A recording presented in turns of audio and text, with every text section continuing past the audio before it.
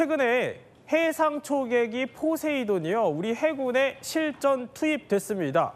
그런데 이 해상 초계기 포세이돈이 무언가와 닮은 꼴이어서 화제라고 하는데요. 어떤 것과 닮은 꼴일까요? 이 퀴즈 정답은 잠시 후에 전문가들과 함께 풀어드리겠습니다. 지식충전 지금 시작합니다.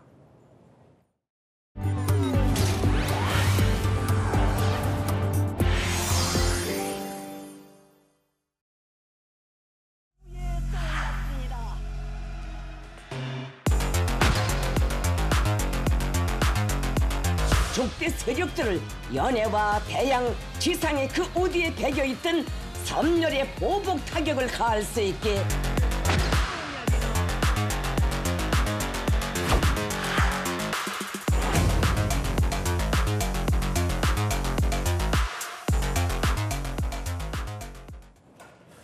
북한의 바닷속 위협이 그야말로 노골적으로 진행되고 있습니다. 실제로요, 최근 들어서 북한이 이런저런 좀 해군 전력을 키워보겠다 이런 움직임이 포착되고 있습니다. 잠수함, 구축함 가리지 않고 있는데요. 최근에 부쩍 들어서 김정은의 해군력에 관심을 많이 보이고 있어요. 그렇습니다. 최근에 가장 화제가 된 거라고 하면 역시 북한의 5,000톤급 구축함급 배로 보이는 그 전투함이 굉장한 화제였습니다. 네. 일단 처음에 나왔던 감상은 생각보다 상당히 좋아 보인다. 북한에서도 저 정도의 배를 만들 수 있나라는 그런 감탄이 굉장히 많이 이어졌었는데요. 그러다가 또 5월에 대형 사고가 하나가 발생을 했죠. 이 배를 만들어가지고 진수를, 그러니까 처음으로 배를 만들어서 바다 위에 띄우려고 하는데 네. 배가 넘어가 버리는, 배가 옆으로 쓰러져 버리는 그런 큰 사고가 발생을 했습니다. 이런 전투함, 해군의 배라는 거는 적진에 나가서 적과 함께 공격을 주고받으면서 싸워야 되는 배인데 네. 싸우기는커녕 배를 처음 만들어서 띄워보지도 못하고 이게 넘어갔다라는 거는 사실은 어떻게 보면 굉장히 좀 수치스러울 수도 있는 그런 일이었거든요. 그래서 이게 굉장히 김정은 경로설 이런 설도 많이 나왔었고 여러 가지 이야기가 있었습니다. 그렇다 보니까 또 어떤 것이 화제가 됐었냐면 네. 김명식 전 해군 사령관이라고 하는 북한의 이 해군 쪽에 주요 인사가 있었는데 이 사람의 사진 자료에서 이 사람이 마치 포토샵 처리를 해가지고 지운 것처럼 안 보이게 사진을 편집해서 변형한 사진이 북한 매체에서 보인다라고 네. 해가지고 사실은 이 공산주의 국가에서는 이게 옛날에 소련의 스탈린 시절부터 내려오던 약간 관습 같은 거거든요. 사람이 이제 숙청을 당했다, 이 사람은 나쁜 사람으로 몰려서 사라졌다라고 하게 되면 옛 기록에서부터 그 사람을 삭제해버리는 이런 풍습을 공산국가는 갖고 있었는데 그 비슷한 일을 당한 거 아니냐라는 이야기가 여기저기서 많이 나왔습니다. 그래서 이 김명식이라는 이 사람도 분명히 제거가 됐을 것이다, 지금 처벌받고 있을 것이다라는 이야기가 많이 나왔는데 얼마 전에 다시 이 김명식이 사라진 지 불과 2주 만에 텔레비전에 재등장하는 그런 모습이 나타났거든요. 그래서 이것은 의미가 무엇이냐 여러 가지 이야기가 나오고 있고 아마도 북한이 해군과 관련된 이런 전력 보충에 정말로 진심이기 때문에 이러한 어떤 사고나 실수가 있었다고 하더라도 여기에서 귀중한 일을 할 수 있는 그런 인사라면 용서를 해주고 있는 거 아니냐, 또 다른 기회를 줄 수 있을 만큼 해군 전력 증강에 진심으로 좀 투자를 하고 있는 거 아니냐, 이런 이야기도 일각에서는 나오고 있는 상황인 것 같습니다. 저렇게 재등장했다는 겁니다. 그만큼 김정은으로서는 어쨌든 해군력을 중요하게 여기는 포인트다라고 설명이 될 것 같은데, 그런데 이뿐만이 아니라고 합니다. 목소리 듣고 이야기 나눠보겠습니다. 핵동력 전략 유도탄 잠수함 건조 실태도 현지에서 의뢰하셨습니다. 아니 그러니까 핵동력 전략 유도탄 잠수함, 말도 어려워요. 이게 뭘 얘기하는 겁니까? 보통 잠수함은 이제 재래식 잠수함이 있고 원자력 추진 잠수함이 있습니다. 재래식 잠수함 같은 경우는 이제 디젤 발전기 돌려서 전기를 만들어서 축전지에 충전한 다음에 이걸로 스크류를 돌리는데 네. 지금 북한이 얘기하는 건 이미 답이 앞에 나와 있죠. 핵동력이라고. 그러니까 원자력 추진 잠수함인데 전략 유도탄이라는 이름도 들어가 있습니다. 그건 이제 잠수함 발사 탄도미사일을 집어넣은 잠수함이라고 이렇게 볼 수 있는데 사실 이제 북한이 이거를 만들려면 만들 수는 있어요. 근데 다만 군사적으로 이걸 쓸 수 있을까는 의문인데, 첫 번째로는 이제 원자력 추진 잠수함 같은 경우에는 과거 소련에서도 그런 사고가 일어났지만 원자로에서 방사능이 유출될 수도 있고요. 또 한 가지로는 소음이 또 크게 발생할 수도 있고. 네. 그래서 사실 이제 이런 것들 때문에 많은 나라들이 또 비용도 막대하게 들어가고 시도를 못 했는데, 사실 지금 김정은이 강력하게 이걸 추진하고 있어요. 그래서 보면 아무래도 이제 러시아로부터 지금 이제 러시아에 많은 북한 군들이 파병을 가 있으니까 그런 기술들을 받아서 만들지 않겠냐라는 추정들이 나오고 있습니다. 아니 그러면 이쯤 되면 우리가 뭐 쭉 북한의 해군에 대한 투자, 뭐 김정은의 관심 살펴봤지만 왜 이렇게까지 김정은이 해군력 강화에 목을 매는 거예요? 좀 안쓰럽죠. 왜냐하면 일단 해군력이 강했던 나라들은 다 세계를 제패했던 나라들이에요. 영국, 지금 미국, 네. 스페인. 그러니까 해군력은 경제력이 뒷받침되지 않으면 절대로 건설될 수가 없어요. 수십 년이 걸리거든요. 근데 김정은 정권의 특징은 뭐냐면 단기간에 네. 전력을 확충하려고 하거든요. 그러니까 북한 경제력으로 보나 지금 북한 해군 수준으로 보나 연안 해군 수준이에요. 그러니까 이번에 5,000톤급 구축함 나왔을 때 놀랬던 게 그 이전에 제일 큰 북한의 배가 1,800톤급 낮은 급이라는 거였는데요. 네. 걔들은 구축함이라고 그러는데 사실은 호위함 정도밖에 안 되는 건데 그건 물에 떠 있는 게 기적일 정도로 노화된 거고 그들이 만든 게 이제 압록급과 두만급이라는 1,500톤급 그 호위함이거든요. 네. 그런데 갑자기 지금 5,000톤급을 만들었거든요.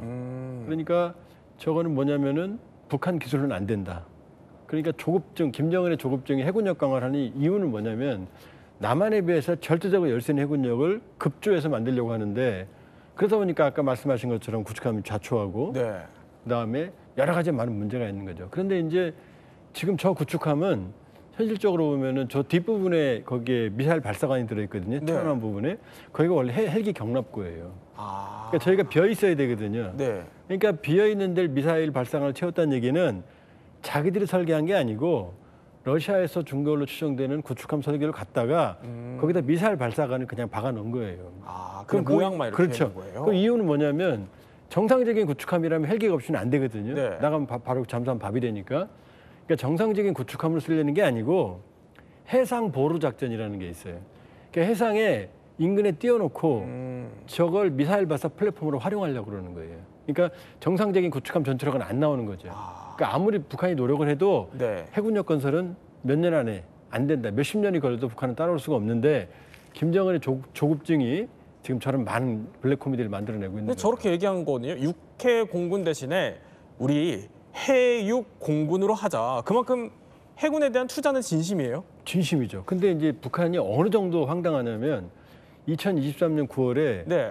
김군옥 영웅함이라고 하는 그 수십 년 된 로미오급 잠수함을 개량을 해서 미사일 발사관 10개 정도를 집어넣은 전술핵 공격 잠수함을 진수시켰거든요. 네. 근데 저거요? 그렇죠. 저게 김군옥이 누구냐면 6.25 때 주문진 해전의 주인공이거든요. 네. 북한에 지금 애국 열상에 묻혀 있는데 50톤급 어뢰정으로 10,000톤급 미국 순양함을 격침시켰다라는 게 저 사람들의 주장이거든요. 네. 그 격침된 순양함이 볼티모어함인데 그 볼티모어함은 그때 없었어요. 퇴역하고 없었어요. 거짓으로 조작해낸 거예요. 거짓으로 조작해낸 그 김군옥 영웅함 이름을 저기다 지금 집어넣은 거거든요. 그래요. 그러니까 해군력에 대한 아주 김정은의 네. 컴플렉스, 상처 이런 게 저런 과장을 만들어 놓고 저 김군옥 영웅함은 진수 직후 갸우뚱 이제 옆으로 기운 다음에 네. 한 번도 정상 운행을 한 적이 없어요. 아, 그래요. 어쨌든 간에 뭐 김정은의 좀 무리한 욕심이다라는 설명을 해주셨지만 그래도 좀 어떻게 보면은 북한이 해군 그중에서도 좀 잠수함에 이렇게 집착할 수밖에 없는 태생적인 한계가 있다면서요. 김일성 때로 거슬러 올라갑니다. 그러니까 첫 번째 이유가 뭐였냐면 6.25 전쟁을 종전이 됐잖아요. 네. 근데 김일성이 땅을 치고 회의한 게 부산항을 못 막았다.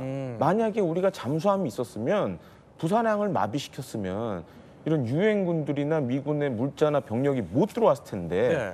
그래서 우리 해군보다 먼저 잠수함을 소련에서 들여옵니다. 그리고 또 한 가지로는 이제 북한 해군은 한 가지 약점이 있어요. 어떤 약점? 우리 해군은 네. 동해, 서해, 남해 연결이 돼 있잖아요. 그래서 전력을 마음대로 옮길 수가 있습니다. 아. 근데 북한은 동해, 저렇게요? 서해로, 예, 그림을 보시다시피 동해, 서해로 이렇게 나눠져 있고 특히 서해는 큰 잠수함을 운용하기가 힘들어요. 평균 수심이 44m라 네. 잠수정 같은 작은 사이즈의 잠수함은 운용하기 좋지만 좀 큰 배 수량의 잠수함 운용하기 어렵고 그러다 보니 저렇게 이제 고속 상륙정, 공기 부양정이나 작은 배 위주로 잠수정 위주로 하고 있고 반면에 동해는 수심이 깊은 데는 1,000m가 넘거든요. 네. 그러다 보니 잠수함이 활동하기 좋은 환경이죠. 아. 그런 측면에서 지금 북한 해군을 운용을 하고 있습니다. 어떻게 보면 삼면이 바다인 우리보다 좀 지리적으로는 열세인 그렇죠. 거네요. 예. 그래서 자 북한이 이렇게 각종 뭐 해상 도발을 위해 투자를 하고 있는데 그 사이에 우리 군은 해상 초계기 포세이돈을 도입을 했어요. 그렇습니다. 해상 초계기 이게 얼핏 들으면 이게 무슨 말인지 좀 뭐 초계 뭐 닭으로 만든 요리 비슷하기도 하고 네. 좀 의미 잘 모르실 수도 있을 것 같은데요. 초계라는 거는 이제 뭐 살피면서 감시한다 이런 뜻으로 많이 쓰이는 말이죠. 그래서 바다 위를 날아다니면서 살피면서 감시하는 그런 역할을 하는 비행기다라고 네. 보시면 되겠습니다. 그런데 바다 위를 돌아다니는 것 중에 가장 감시하기 어렵고 살피기 어렵게 꼭꼭 숨어 있는 게 바닷속을 숨어 다니는 잠수함이지 않습니까? 그래서 이제 해상 초계기가 잠수함을 잘 잡는 역할을 한다, 잘 찾아내는 역할을 한다라는 식으로 많이 이야기를 하고 있습니다. 그 중에서도 이제 성능이 좀 괜찮다라고 이야기하는 게 이 미국에서 개발한 이 포세이돈이라는 해상 초계기인데요. 네. 포세이돈은 이제 그리스 신화에 나오는 이제 바다의 신, 뭐 제우스 신의 이제 형제, 형이라든가 뭐 그렇죠. 그래서 바다의 신 이름을 따온 것인데 이게 재밌는 게 미군 잠수함이 사용하는 가장 강력한 미사일. 핵도 탑재할 수 있는 가장 강력한 미사일이 이제 트라이던트라고 하는 미사일이 있습니다. 트라이던트가 사실은 이제 포세이돈의 어떤 아이콘과도 같은 포세이돈의 상징과도 같은 포세이돈 신의 이 창을 트라이던트라고 하거든요. 그래서 무기로 사용하는 바다 신의 창을 미군 잠수함이 갖고 있고 또 그 잠수함을 찾아내는 비행기의 이름은 바다의 신의 이름을 붙여서 이제 포세이돈이라고 한다. 뭐 이렇게 이야기할 수가 있을 것 같습니다. 만약에 우리나라에서 자체적으로 어떤 저런 해상 초계기 같은 거를 개발한다면 비슷하게 우리나라에서는 뭐 용왕님이라든가 뭐 이런 이름을 붙여볼 수가 있겠죠. 용왕이라는 게 모든 바다에 있는 것들을 지배하고 또 용이 하늘을 날 수도 있으니까 네. 그 비슷한 어감으로 미국에서는 포세이돈이라는 이름을 붙였다 이렇게 이해하시면 되겠습니다. 자, 잠깐 뭐 재원 그래픽이 나왔는데 제가 간단히 좀 설명을 해드리면 이런 것 같습니다. 뭐 폭이 37.6m, 높이 12.8m, 길이 39.5m에 달하고요. 최대 속도가 시간당 907km까지 가게 되고 상승 한도가 이제 1000m가 넘는다라는 건데 이게 사실 여러 차례 이제 개량을 거쳐서 지금 상태가 완성됐다고 들었거든요. 근데 얼마나 좀 뛰어난 잠수함 킬러길래 뭐 잠수함 킬러 이렇게까지 불리는 거죠? 일단 제가 만나봤던 잠수함 함장님들 얘기가 잠수함을 운영하면서 가장 두려운 무기가 해상 네. 초계기다. 아, 라는 두려운 얘기를 많이 무기가. 해요. 왜냐하면 이제 수면 위를 보려면 보통 영화 속에 보시면 이렇게 잔망경으로 보잖아요. 네. 그러니까 단적인 예로 포세이돈의 성능 중에 하나가 50km 밖에 있는 적 잠수함의 잔망경에 올라오는 걸 잡아냅니다. 그 정도의 능력을 갖고 있고 또 한 가지로는 보통 이 재래식 잠수함들은 이 발전기 돌려서 이제 추진해야 되는데 네. 그때 나오는 이제 스노클 이용해서 이산화탄소 나오는 것도 탐지를 해요. 그런 특수한 장치도 갖고 있고 그다음에 소너브 이런 거 갖고 있는데 참고 저는 이제 한번 포세이돈을 들어가 본 적이 있습니다. 그러셨군요. 그래서 지금 영상에 보면은 네. 잠수함을 잡는 이 오퍼레이터들이 이렇게 쭉 일렬로 이렇게 딱 지금 배치가 돼 나오네요. 있죠. 네. 그래서 과거의 해상 초계기들은 저게 다 이렇게 분리가 돼 있었어요. 근데 지금은 저렇게 일렬로 쫙 있는 게 서로 소통을 하면서 정보를 주고받고 잠수함을 더 효과적으로 잡을 수 있게끔 그렇게 이제 한 거고 지금 여기 나오는 거는 이제 잠수함을 잡는 데 사용되는 소너브이를 네. 이 해상 초계기에서 바다로 떨굽니다. 오. 그래서 이제 낙하산이 펴지면서 소너브이가 물속으로 들어가면 소너브이가 쫙 펼쳐지면서 이 수중에 있는 잠수함의 소리를 듣거나 오. 아니면 강력한 이 음파를 보내서 네. 잠수함 위치를 확인하는 것까지. 근데 이제 포세이돈 같은 저렇게 이제 자동화가 돼 있습니다. 옛날 우리 P3C는 하나하나씩 떨궈줘야 됐는데 네. 이제 여러 발을 저렇게 넣어놓고 원할 때마다 이제 누르면 자동으로 수면 아래로 이제 떨어지는 거죠. 저게 이제 뭐 떨어져서 음파 탐정 부표가 된다는 거군요. 예, 그렇습니다. 자, 지금 이제 영상이 나온다고 하네요. 저렇게 떨어진다는 거예요? 예, 그렇습니다. 저거는 이제 아마 이제 어뢰를 떨구는 걸로 보여지는데 예. 보통 저렇게 이제 소너브이를 떨궈서 잠수함의 이제 대략적인 위치를 탐지하고 지금 이제 저 보이는데 이제 수중에 들어간 소나부위가 펼쳐지는 모습입니다. 저렇게. 그러니까 일종의 네. 수중의 마이크라고 생각하시면 돼요.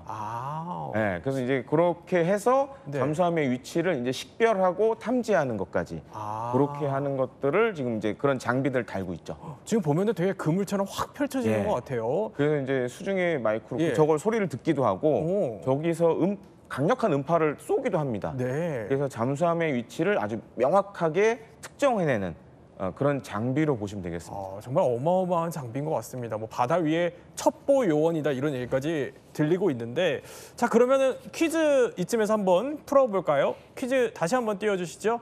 최근에 실전 투입된 이 해상 초계기 포세이돈이 무언가 좀 닮았다고 하는데 정답을 맞추기 전에 혹시 조항문 박사님 정답 알고 계세요? 제가 맥주 안주로 오징어, 마른 오징어 좋아하거든요. 마른 조금 오징어요? 보니까 네. 그 소노부이가 오징어처럼 생겼는데 오징어와 닮은 꼴이다. 아, 그런데 오징어와 닮은 꼴이다. 뭐 정답이 뭘까요? 정답이 사실은 약간 좀 썰렁한데요. 포세이돈은 여객기와 닮은 꼴이다가 정답입니다. 이 포세이돈 같은 경우에 상당히 이제 많이 쓰이는 여객기죠. 보잉 737 여객기를 기반으로 해가지고 그거를 이제 개조해서 만들었기 때문에 네. 우리가 흔히 뭐 공항에서 일반인도 탈 수 있는 비행기가 보잉 737이기 때문에 최고의 첨단 무기라고 하기에는 약간 좀 썰렁한 내가 일반적으로 탔던 비행기하고 별로 다를 바 없는데 네. 뭐 이코노미석 자리하고도 별 다를 바 없는 것 같은데 이런 무기가 포세이돈 되겠습니다. 그러면 이제 반대로 생각을 하면 군 장비 같은 경우에 이제 타보면 사실은 되게 불편한 것들이 많잖아요. 네. 뭐 전차병이나 이런 걸로 군생활 하신 분들은 진짜 힘들다라는 말씀 많이들 하시는데 반대로 생각해 보면 그러면 포세이돈은 이게 여객기니까 이거 타고 다니는 사람 입장에서는 되게 편하고 좀 그럴 것 널찍하고 같은데요? 좋은 거 아닌가라는 네. 이야기도 있는데 이게 또 골치 아픈 게 뭐냐면 포세이돈은 어디까지나 이 바다 위를 살펴봐야 되고 특히나 잠수함을 찾아내야 되기 때문에 바다 위를 굉장히 가까이서 날아야 합니다. 보통 일반적인 여객기들은 순항할 때가 되면 이제 1000m가 넘는 높은 하늘 위로 날아다니게 되죠. 근데 포세이돈은 여차하면 급강하해가지고 300m 이하의 그런 낮은 저공 비행을 해야 될 때가 많다라고 하거든요. 그러니까 타고 있는 사람들이 높이 올라갔다가 갑자기 내려갔다가 저공 비행으로 뭐 떨리면서 다니고 있다가 이렇다 보니까 굉장히 흔들리는 기체 때문에 고생하는 경우도 많고 그렇군요. 운전하는 조종사 같은 경우에는 뭐 척추 질환 같은 거에 시달리는 경우도 꽤나 있다라고 알려져 있습니다. 그럼 이 부분이 중요할 것 같습니다. 자, 이 잠수함 킬러인 포세이돈이 정말로 실제 유사시에는 그럼 이게 어떤 방식으로 작전 수행을 할 수 있는 거죠? 그러니까 기본적으로 이제 북한을 예를 들자면, 네. 그러니까 북한의 중요한 잠수함 기지 같은 경우에는 우리 군이나 뭐 미군의 정찰 위성이 매번 감시를 합니다. 근데 거기서 만약에 잠수함이 없어졌다, 그럼 그때부터 이제 큰일이 나기 시작하는 거죠. 근데 이제 바닷속에는 우리가 알지 못하는 지금 이제 화면 나오고 있는데 저렇게 이제 정찰 위성들이 북한 잠수함이 항구에서 없어진 걸 우선적으로 확인을 하고 네. 그다음에 이제 보통 보면 우리가 잘 알진 못하지만 바닷속에는 잠수함이 다니는 길이 있어요. 그래서 우리 군도 뭐 해양 정보선이나 조사선 통해서 이런 것들을 막 찾아내는데 네. 그러면 이제 북한 잠수함이 이동했을 것으로 예상되는 지역으로 이때 포세이돈이 날아갑니다. 저렇게. 네, 날아가서 탐지를 하기 시작하죠. 그러니까 첫 번째로는 레이더로 잔망경이나 네. 스노클 이런 것들을 확인하고 또 한 가지 이제 포세이돈 장점 중에 하나가 전파나 이런 것들도 탐지를 합니다. 그리고 이제 잠수함이 있을 곳으로 확인되는 곳에 저렇게 이제 소나 부위를 아까 나왔죠. 뿌리기 시작하는 예. 거죠. 그래서 이제 아주 겹겹이 뿌린 다음에 이제 걸리면 다시 또 재차 확인에 또 들어갑니다. 그래서 전시가 아니면 지금은 이제 만약 전쟁 시에는 저렇게 어뢰를 떨궈서 파괴를 하지만 전시가 아니면 잠수함을 이 물 밖으로 끌어내기 위해서 여러 가지 작업을 합니다. 어떻게 해요? 그러니까 소노부를 계속 떨어뜨리는 거예요. 그리고 거기서 강력한 음파를 쏘면 예. 잠수함이 괴로워하죠. 그래서 물 밖으로 다시 올라옵니다. 그 실제로 우리 해군 같은 경우에 과거에 이제 P3C 해상 초계기 통해서 예. 뭐 러시아 잠수함도 그렇게 한번 물 밖으로 올려보낸 적이 있고 중국 잠수함도 이렇게 올려보낸 적이 있거든요. 그러니까 그런 식으로 작전을 수행한다라고 생각하시면 되겠습니다. 쉽게 말하면 저 오징어 같이 생긴 거를 뭐 여러 군데 이렇게 예. 투하를 해서 좀 잠수함을 괴롭혀서 그렇죠. 물 밖으로 꺼낸다 이런 거군요. 네, 평시에는 그렇게 많이 하고요. 전시에는 침몰을 시켜야 되잖아요. 네. 어뢰를 떨거나 아니면 폭래를 떨궈서 이제 격침을 시키는 거죠. 자, 그러면 이제 가상 상황으로 유사시에 북한 잠수함을 저렇게 탐지하고 공격할 수 있다는 얘기까지 해봤는데 그러면 지금 북한 잠수함 전력은 어느 정도로 좀 평가해 볼 수 있습니까? 뭐 척수로는 세계 최고급입니다. 아, 대수로는요? 거의 7, 80척 되거든요. 오. 근데 문제는 기억나세요? 그 강릉 잠수함 침투 사건? 네. 그때 그 강릉 잠수함이 어민이 잡았어요. 그물로. 그물로. 그물에 걸려가지고 네. 그 정도로 보면은 지금 이 북한 잠수함은 네. 아주 노화돼 있다. 무슨 말씀이냐? 지금 북한 주력 잠수함이 로미오급이거든요. 네. 그다음에 로미오급을 북한에서 개량한 그게 치면은 40에서 30년 됐어요. 저 때가 그 강릉 그렇죠. 네, 잠수함이 그렇죠. 왔었을 네. 때. 그러니까 우리 어민들이 그 예. 물고기만 잘 잡아도 잡을 수 있는 거죠. 또 농담처럼 말씀드렸지만 무슨 말씀이냐? 잠수함이 무서운 건 은밀성이거든요. 네. 물속에 들어가서 장기간 잠항이 가능해야 되고 그러려면 소음이 없어야 되거든요. 아까 소노부이도 소음을 잡는 거거든요. 네. 잠수함을 잡으려면 세 가지가 있어요. 하나는 소나, 이 음파가 멀리 가기 때문에. 두 번째는 이제 하늘에서 보면 잠수함이 지나가면 물속에 있어도 미세하게 자기장이 흔들려요. 그다음에 세 번째는 아까 잠망경이나 스노클링, 이제 네. 엔진을 돌려야 되니까 그럼 거기에 이제 그 열이 나오잖아요. 아니면은 이제 이산화탄소나 요 세 가지를 잡거든요. 그러니까 이 세 가지를 은닉하기 위해서 네. 이제 핵추진 이제 안 나와도 되잖아요. 물 밖으로. 네. 그다음에 AIP, 공기 부료 이런 것들이 최첨단인데 북한은 아니에요. 40년 정도니까 북한에는 이런 얘기들이 있어요. 해군에 간 자식들이 안 돌아와요. 아, 왜요? 무슨 얘기냐면 네. 잠수함이 침몰한 사례가 최소 서너 건이 있는 것 같아요. 들어갔다 못 나오는 거죠. 네. 그러니까 너무 노화돼 있으니까. 그래서 북한 잠수함을 물속에 저기 지금 나오죠. 바닷속의 경운기. 네. 그러면 저거는 바다의 경운기로 불리는. 왜냐하면 저게 물속에 들어가서 네. 이 소음 방지가 안 되니까 저거는 지금 거의 2차 세계대전급 그 잠수함 형태가 네. 2차 세계대전은 수상 항해하다가 전투할 때만 잠수하거든요. 지금 선형이 그렇게 돼 있거든요. 그러니까 현대전에 전혀 맞지 않는 거예요. 그러니까 사실은 전투에 나오면 그리고 동해는 아까 지금 수심이 깊고 네. 그 안에 그 수계들이 형성이 돼 있기 때문에 매우 그 수중 환경이 안 좋아요. 그러니까 저런 고형 잠수함으로는 사실 현대전에 적합하지 않죠. 그러니까 지금 막 소리가 들려요. 자세히 들어보면은 덜덜덜덜덜덜 막 이러는데 아니 근데 그러면 아까 70척 정도 된다고 그랬으면은 그러니까 경운기가 70척 있다 뭐 이런 거예요. 그렇게 보면 돼요. 그러니까 지금 아까 이제 처음으로 돌아가서 예. 그러니까 김정은 정권이 해군력에 목숨을 거는 거예요. 숫자는 많지만 현대전에 전혀 부합하지 않는 개념이거든요. 네. 아니 그러면 어쨌든 뭐 바다의 경운기라고까지 설명을 해주셨지만 우리가 보여지긴 우리 잠수함과 한번 전력을 비교해 보면 어때요? 사실 게임이 안 되죠. 그러니까 우리가 척수로는 사실 밀리는데 잠수함 개개별로의 성능으로 봤을 때는 우리는 세계 정상급입니다. 재래식 잠수함 같은 경우에 지금 잘 보시면 지금 화면에 나오고 있지만 예. 도산 안창호함 같은 경우에는 세계적으로 사실 3,000톤급 재래식 잠수함이 많지가 않아요. 네. 그래서 뭐 프랑스, 그다음에 스페인, 우리나라 정도만 지금 3,000톤급을 하고 있고 또 한 가지 우리나라 잠수함의 강점이 SLBM, 잠수함 발사 탄도미사일을 갖고 있습니다. 그래서 네. 도산 안창호 같은 경우에 지금 6개의 저기 빨간 부분에 영상에 보면 나오는데 6개 정도의 지금 SLBM 발사관을 가지고 있어요. 그렇군요. 그래서 현무 계열 SLBM을 지금 사용을 하고 있고 네. 참고 말씀드리면 저건 도산 안창호함은 이제 장보고 3 배치 1입니다. 그래서 초기에 나온 모델이고 제가 작년 11월에 어디 이제 조선소 가서 배치 2를 봤어요. 네. 그래서 발사관 수가 지금은 6개가 아닙니다.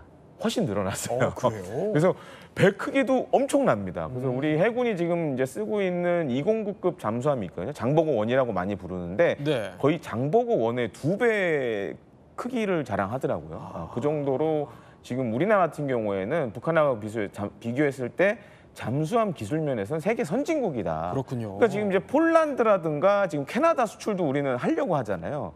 그리고 이제 앞서도 말씀드렸지만 지금 북한 해군이 쓰고 있는 잠수함들은 사실 이제 과거 제2차 세계대전 때 독일이 썼던 유보트를 좀 성능 개량했다고 생각하시면 됩니다. 네. 그러니까 그 정도로 격차가 많이 나고 또 한 가지 우리 리튬이온 이런 배터리 강하잖아요. 그래서 지금 그 장보고 3 배치 2 같은 경우에는 리튬이온 배터리도 사용을 하려고 지금 하고 있습니다. 네. 아니 뭐 근데 뭐 저 김근호 영호함이 뭐 SLBM 발사관만 뭐 10개다 뭐 이런 얘기들이 있던데 아니 근데 저게 실제 뭐 작전에 쓰기에는 좀 위험하다는 얘기가 있어요? 저게 위험한 이유는 네. 지금 저기 그 튀어나온 부분이 있죠. 예. 한만경. 저걸 함교라고 그러는데 저 부분을 늘린 거예요. 잠수함 선체에는 미사일을 못 넣으니까 네. 길이니까 작은 선체니까 저 부분을 늘려가지고 저기에 10여 개의 발사관을 집어넣게 되면 문제는 저 잠수함의 무게중심이 안 맞아요. 그리고 로미오급 잠수함의 크기를 키우려면 동체에 직경을 키워야 되는데 네. 직경은 그대로 둔 상태에서 길이만 늘렸거든요. 그럼 아주 위험하죠, 선체가. 그러니까 저게 나왔을 때 일단 전문가들이 저거는 정상적이지 않다. 두 번째, 정상적인 작전이 안 될 거다. 네. 근데 세 번째가 제일 무서운 시나리오인데 저게 만일에 핵탄두를 집어넣고 물속에 들어갔다 못 나올 수가 있거든요. 오. 그럼 동해안에 이 농반진반입니다만 네. 그럼 동해안에 핵탄두가 지금 들어있게 되는 거거든요. 역시나 이 23년 9월에 저렇게 멋있게 저 김근옥 영웅 가짜 영웅 이름을 박아 넣었지만 네. 초기에 첫 운항 때 잠수함이 기우는 거를 우리 군인 당국이 확인을 했고 그 이후로는 저 잠수함이 한 번도 정상적으로 운항하는 포착을 못했고 그렇군요. 지금 어딘지도 몰라요. 그러니까 정말 극단적인 시나리오라면 자망했으면 못 나왔을 수도 있는 거예요. 어딘가 있지 않을까요? 그렇죠. 어딘가는 있겠죠. 예. 그 정도로 성능에 문제가 있다. 그러니까 저렇게 자랑했지만 그 뒤로 한 번도 저게 언론 지상에 나온 적이 없거든요. 네. 그러니까 저게 이제 김정은 정권의 사실은 극단적인 속도전의 한계라고 볼 수가 있죠. 혹시 뭐 조한범 박사님 말 듣고 어딘가에 있다 또 공개할 수도 있는 거 아니겠습니까, 북한이? 아마 오늘 이 채널에 보면 이제 또 나오겠죠, 이제. 어. 나 괜찮아라고 이렇게 나오고. 그런데 그러면 자, 이 한국 잠수함의 능력을 한번 좀 제대로 짚어볼게요. 한국의 잠수함 운용 능력 실제 어느 정도입니까? 많이들 이야기하는 게 이제 국제 공동 군사 훈련인 림팩 훈련에서 어떤 성과를 거뒀느냐라는 거 많이 이야기합니다. 이 환태평양 공동 훈련이라고 많이들 이야기를 하죠. 태평양 연안에 있는 국가들이 서로 같이 참여를 해가지고 해군 훈련을 하는 것인데요. 이게 어떻게 보면 뭐 가상 대결하는 식으로 서로 편을 이렇게 나눠가지고 여러 해군 병기들이 서로 상대방을 공격하고 그것을 탐지를 했느냐, 피했느냐 이런 걸 따져서 누가 누구를 얼마나 쏘았고 누가 누구를 격침시켰느냐 이런 거를 성적 내듯이 계산을 해서 발표하는 그런 훈련입니다. 우리나라에서는 98년에 림팩 훈련에 거의 최초로 잠수함이 참전을 했었는데요. 이때 당시에 굉장히 좋은 성과를 거두었습니다. 13척 정도의 적함정을 가상 격침시키면서 네. 우리는 뭐 한 대도 맞지 않는 이런 성과를 그러니까 13대 0 뭐 이런 정도의 성적을 거둬가지고 이때만 하더라도 우리나라가 약간 잠수함에서는 뒤떨어진 나라로 좀 취급받던 시대였거든요. 네. 독일에서 겨우 기술력을 들여와가지고 본격적인 잠수함을 이제 뭐 만드느니 마느니 하던 시절이었는데 그때 한국 잠수함 전력이 녹록치 않다라는 거를 세계에 보여줘서 깜짝 놀라게 했던 그런 일이 있었고요. 2000년대에도 마찬가지로 2000년에 마찬가지로 림팩 훈련이 있었는데 이때 당시에도 굉장히 먼 거리를 항해를 해가지고 림팩 훈련에 참전을 했음에도 불구하고 11대의 적함을 가상 격침시키면서 역시 우리 편 잠수함은 그대로 생존을 했었고 이때는 우리 편 그때의 함정 중에서 거의 유일하게 마지막까지 살아남은 그런 함정 역할도 우리 잠수함이 해가지고 굉장히 많이 주목을 받았습니다. 특히 2004년에 우리나라의 장보고함이 거둔 성과가 우리 바다의 왕자 장보고라고 하지 않습니까? 그 이름에 정말 걸맞는 대성과를 거뒀다라고 해가지고 굉장히 크게 대서특필됐었는데 이때 정말 잠수함이 뭐 보통 우리가 뭘 잘하면 이제 날아다닌다라고 이야기를 하는데 잠수함한테 뭐 날아다닌다는 말은 좀 적절치 않은 것 같고요. 정말 무슨 뭐 용왕님이 씌었는지 이때 당시에 미군 항공모함도 가상 격침하는데 성공했고요. 흔히 이제 방어용 해군 무기 중에 이제 가장 강력한 게 이지스함이다라고 이야기하는데 이지스함도 장보고함이 2척이나 격침을 했고요. 어마어마한 적함들을 가상 격침하면 아주 놀라운 성과를 거두면서도 상대 측에서는 전혀 탐지가 되지 않아가지고 어떻게 이렇게 잘할 수 있느냐라고 굉장히 세계를 놀라게 했던 뭐 그런 성과가 있었죠. 아니 뭐 운용 능력도 대단하지만 우리가 독자적으로 잠수함을 설계할 수 있는 능력도 있어요? 3,000톤급을 중잠수함이라고 그러죠. 무거울 중자. 중간 중자도 있지만은 3,000톤급 SLBM을 탑재할 수 있는 거기다 이제 공기 분료. 무슨 얘기냐? 엔진을 물속에서 돌리면은 이게 공기를 잡아먹으니까 스노클링에서 나와야 되거든요. 근데 공기 불연은 뭐냐면 리튬이나 아니면 이온이나 이런 걸 이용해서 아니면 이 그 물분해에서 아예 그 안에서 공기를 만들어요. 그러니까 그러면 자망이 재래식 잠수함이 2주에서 3주 가거든요. 그 정도의 3,000톤급 잠수함을 설계하고 만들 수 있는 나라는 몇 나라 안 되고 그 3,000톤급 중에서도 우리 건 세계 최강이다. 우리가 조선업 세계 최고라고 보시면 아는 거죠. 그렇죠.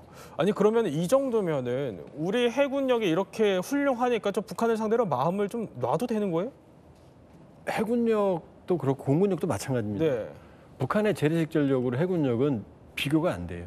아예 비교 자체 비교하면 우리 해군이 기분 나쁠 정도니까 우리가 경계심을 풀면 안 되지만 사실은 이지스함만 해도 가진 나라가 몇 나라 안 돼요. 그러니까 거의 뭐 지금 우리 주변에 일본, 중국, 러시아, 미국이 있어서 그렇지 거의 세계 최고 수준의 해군력이다 이렇게 볼 수 있어요. 그래도 이제 북러 간의 밀착이 가속화되기 시작하고 러시아로부터 기술을 받기 시작하면은 그래도 우리는 긴장을 해야 될 것 같은데요. 긴장해야죠. 그러나 긴장하고 경계도 해야 되고 그러나 기술을 줘도 북한이 먹기가 어렵다. 소화해내기가 어렵다. 다만 아까 말씀드렸지만 북한식 전법 정상적인 구축함이 아니라 해상 플랫폼으로 사용한다든지 그런 북한식의 어떤 전법에 대해서는 우리도 대응을 해야죠. 네, 지금까지 또 세 분과 함께 해상 초계기 포세이돈 그리고 북한의 해상 도발에 대해서 몰랐던 이야기 살펴봤습니다.